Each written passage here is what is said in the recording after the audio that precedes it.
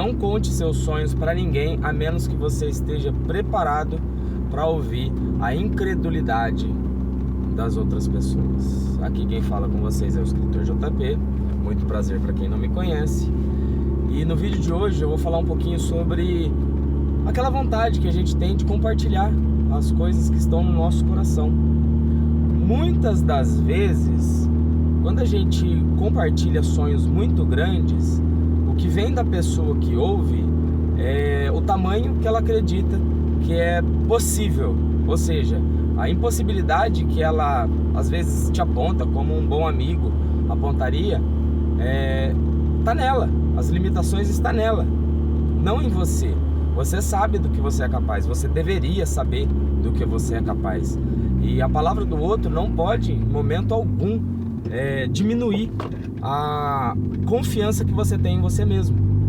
Então, a menos que você esteja preparado para receber esse balde de água fria, porque a maioria das pessoas acaba jogando, e não é por maldade que elas jogam, é simplesmente um mecanismo de defesa, um mecanismo de proteção, às vezes autoproteção e às vezes proteção com você.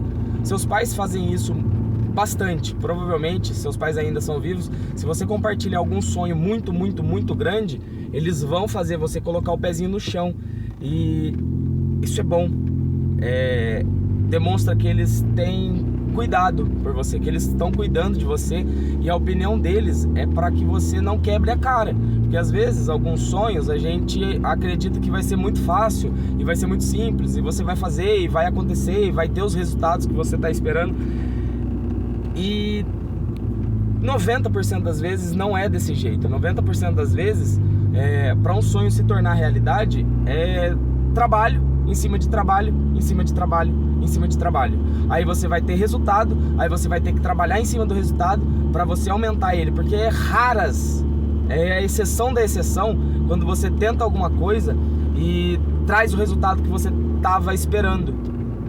Quando eu publiquei meu primeiro livro, a minha expectativa era muito alta. Eu acreditei que eu ia vender os 300 livros assim, no estalar de dedos, e vendeu 10% do que eu estava esperando no dia do lançamento. E se eu tivesse a mentalidade que eu tenho hoje, eu falaria, caraca, 10%, agora só falta 90%. Só que não, naquela época eu era fraco, a minha força de vontade era pífia, vergonhosa. E quando eu vi o resultado pequeno, daquele resultado gigantesco que eu estava esperando, eu desanimei, eu baqueei, eu quis desistir. E meio que eu desisti, se for falar bem a verdade. Foi bom que eu tenha desistido. Só que vira e mexe, o sonho voltava a me cutucar, a falar, você não vai fazer nada não?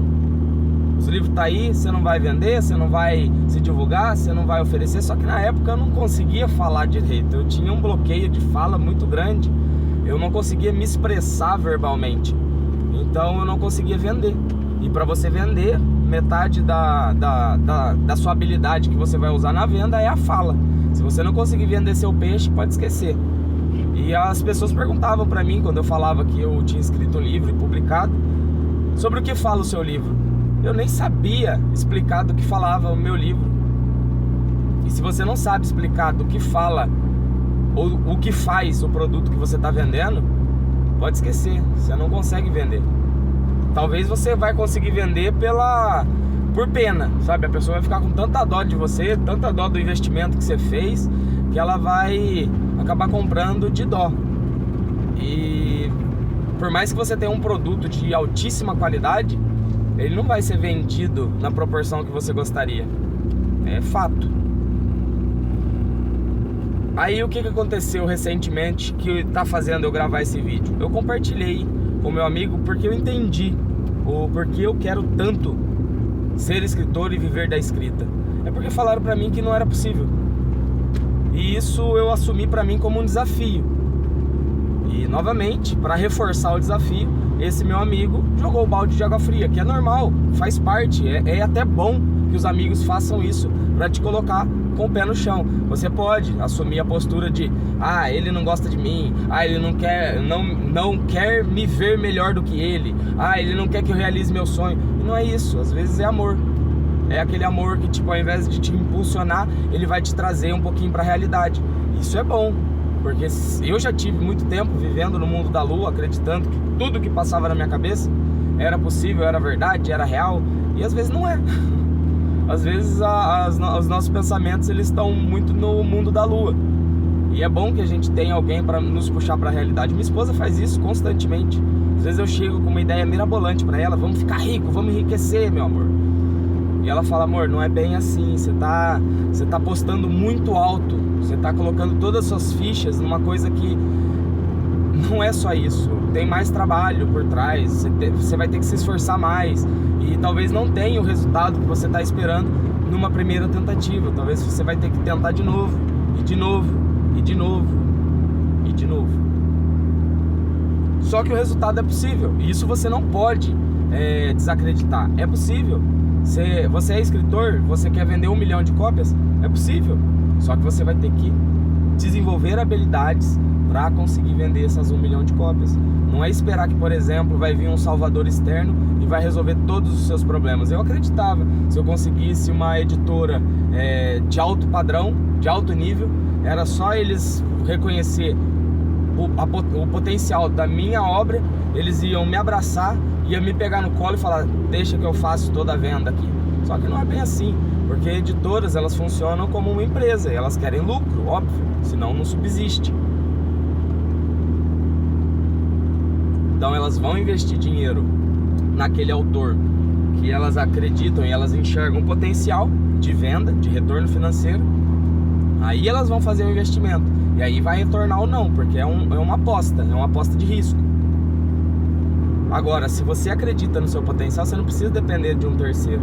É o que tem escritor vendendo mentoria desse tipo. Ele vai te ensinar a vender de forma independente, não depender de ninguém, a não ser da gráfica que vai imprimir seus livros. Agora, se você quiser fazer todo o processo, monta uma gráfica também.